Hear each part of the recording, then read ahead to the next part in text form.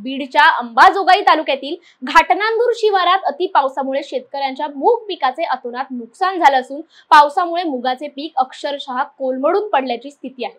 हातचं पीक जात असल्याने शेतकरी हवालदिल झाले असून याबाबत शासनाने तातडीने मदत करावी अशी मागणी शेतकऱ्यांकडून होती।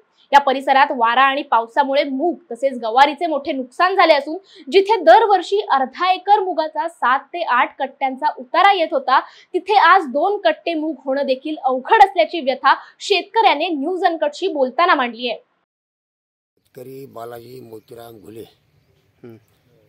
मूग किती होता तुमचा? मूग काय हे अर्धा एकर जवळपास मूग आहे। हे सगळ्या वारीनं पडलं, पावसानं काही आलं नाही त्याला। ही गवारी डोसकीत केली गेली, काही आलं नाही त्याला, इगिन पडलं सगळं। काय शेतकरी सगळी बोंब बोंब करून काय करावं? आता काय करावं? हे सगळं पडलंय, ह्याला काय लागलं नाही। कुठे एक एक एक शेंगा। दरवर्षी किती उतार येते? दरवर्षी 5-6 कटे होते। आता यावर्षी काय 2 कटे सध्या व्हायला मात्र आहे सगळं।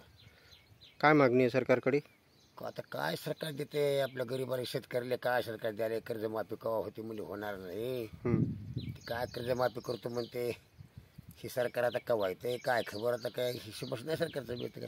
मागल त्याला सरकार काय झाले?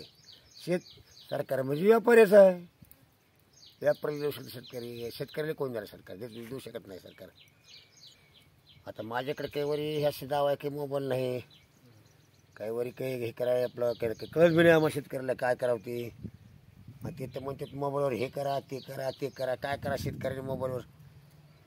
शेतकऱ्या सगळ्या मोबाईल पाठ असतो का नाही?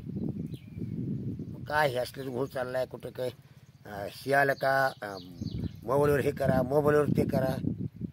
कुणालाही आले कुणाला नाही आले। ठीक।